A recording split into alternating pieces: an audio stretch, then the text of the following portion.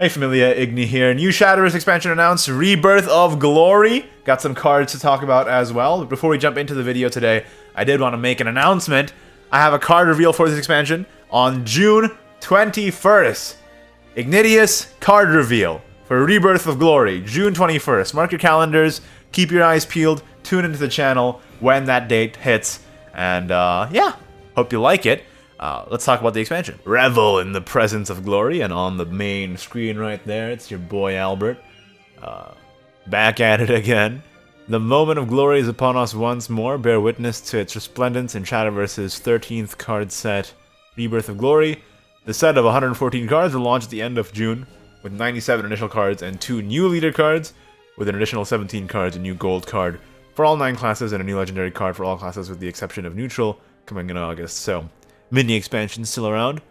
In Rebirth of Glory, the tremors of war threaten to consume the heavens and earth.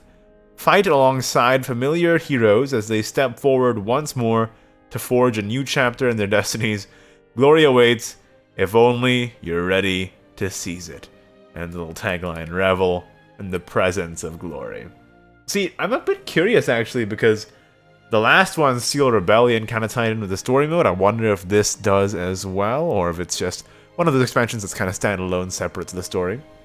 We'll see. But of course, the important thing is that there's new cards to talk about. Albert Levin Champion, the poster boy of the expansion, 535, same as his old stat line.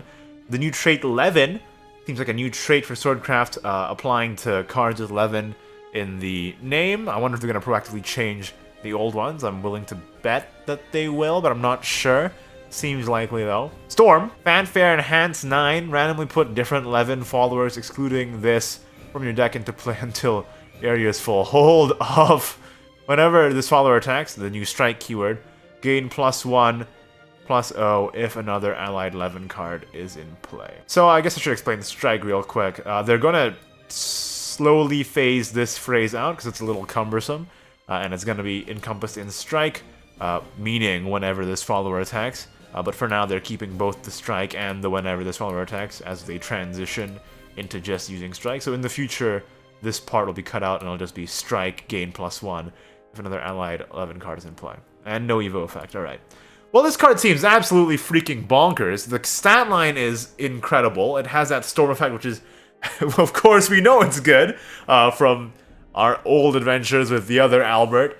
And on Enhance 9, it just does an Arthur, but not just 2 drops, it just summons everything, so it kind of does like a fleeting joy. So it's another storm for Swordcraft with a great stat line and upside, and works with other full-statted Levin cards that also have upsides.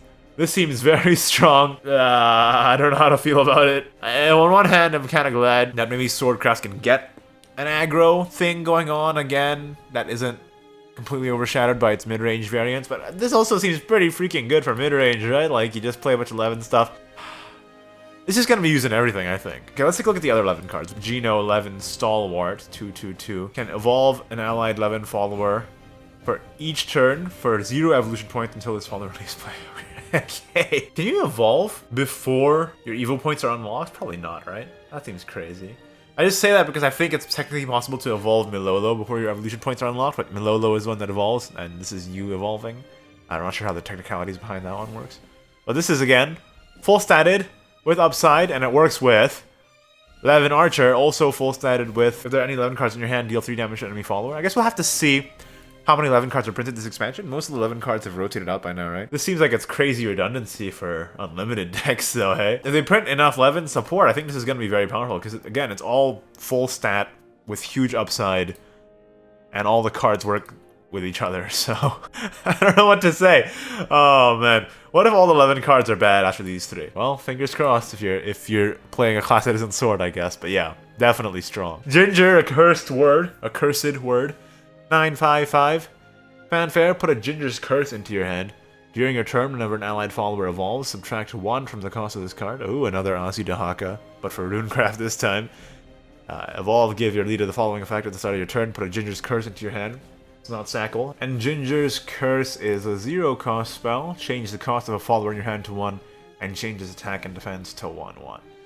So, One thing I've been seeing a lot, the discussion around this card, is that it could work with Prince of Ignideus, the Ginger's Curse, makes it into a 1 cost. Replace your deck with an Apocalypse deck after you do a bunch of evos to get this cost down. I don't think that's better than Solomon with Ignideus.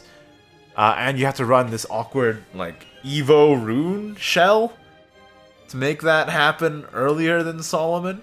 And it doesn't really have that much support for Evo Rune, right? Like, I don't know what exactly is supporting Runecraft there. Again, we'll have to see what the future cards are, but so far, this seems like a slower and more arduous win condition than, well, Spell Boost Runecraft, Burn Runecraft, and what have you. Keep in mind that some cards are rotating out, but I still think that those decks mostly keep what they need, right? Like, I mean, Solomon and Clark were just added just now, right? So the other consideration is that the card can be used with other cards coming out in this expansion, and I would not be surprised if that happened, considering this is a really cool and unique effect. However, it did take a while for the old Ginger to receive any support, so I guess we'll have to see. But I think the effect's kind of cool, and something to think about, right? Like, whenever a new card comes out that has a fanfare, that's pretty powerful and costs a lot, you're like, alright, maybe I can get this to work. And finally, not to be outdone here, Hades, Father of Purgatory, PTP is back, but in follower form. 12/6/6, accelerate, 6. Deal 3 damage to all followers, summon a Path to Purgatory, put a 7 play point Hades, this card, without accelerate into your deck. Last words, summon a Path to Purgatory, gain 6 shadows. Well, it gives you a reason as Shadowcraft to run the core, right? Finally, the Shadowcraft core that gives you 10 shadows and have it do something. The Accelerate 6 effect is actually pretty okay. Like, it's 1 turn earlier than Proto Baal, and it summons a Path to Purgatory for you. If you're taking Path to Purgatory's original cost into account, it's like a 2 play point. Pretty good, actually. The downside is that you don't get to play double Path to Purgatory in a single turn like you could with the old card, obviously, but still, as the reborn form, it's got some pretty good upside. You have to dig for your other Hades, or do you even have to? Is the 1 path enough? I think Arcus rotates out, right? Oh, he is rotating out. Oh, that feels good, man. Arcus and Dark Feast Bat rotating out. Probably gonna do a video on important cards rotating out pretty soon. This is a great win con for Shadowcraft. Well, at least it's one that I'm definitely going to play around with. It seems like a lot of fun, and it seems like it can work, you know? The core really boosts this a lot. Obviously, the last words, imagine it gets stolen by Octress. That's going to be kind of a bummer for you. Is it better than Machina Shadowcraft? Maybe they can coexist. One is just, you know, get stuff on the board. This one is more of a combo setup kind of deck. And you know, with the amount of board flood you have now with Bone Drone, Cerberus, Ania, obviously Nicola as well, I don't think it's unfeasible. Oh, I'm excited for this. Alright, keep an eye out for Hades, Father of Purgatory. This is gonna be a lot of fun.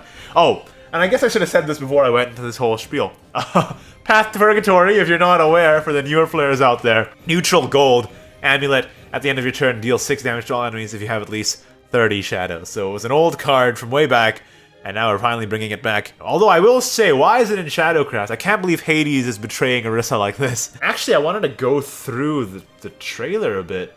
Just real quick skim through it. And try and see what cards could be in this expansion, right? So this might be like an amulet maybe? Or maybe it's just the logo. I don't know. But these cards are for sure making it in, right? So these are, I believe, I'm not up to date on the lore too much, but I believe these are the same group as Albert, so I imagine there would be 11 cards. That's pretty relevant to the whole 11 synergy going on here. Sorry for this being in the small box, but if I full screen it, then you're not going to get the whole picture. Kind of a jank video today, not going to lie. And here's what I'm excited about. That's freaking Erd, man! Erd is one of my favorite cards, and she's coming home. This is definitely Zeus striking down a lightning bolt from the sky. Plus he has like a 12-pack. You know, only Zeus has a 12-pack in this game. And I don't know who this is. Looking kind of thick though. Those are the cards. Those are my thoughts on them. Let me know what your thoughts are in the comments down below. I'd love to hear it. And also, what cards do you want to see in this expansion? Because clearly they're bringing back some old favorites here. Albert, Gino, Ginger, and Hades. So what card that's been lost to Unlimited do you miss that you want to see back? But that's it for this video. Like it if you did, don't if you didn't. Subscribe for more Shadowverse content and Rebirth of Glory hype in the very near future. And of course, Thank you to my wonderful patrons, patreon.com/Ignideus. If you'd like to support the channel as well, I would highly appreciate it. Thank you so much for watching. I'll see you next time. Bye-bye.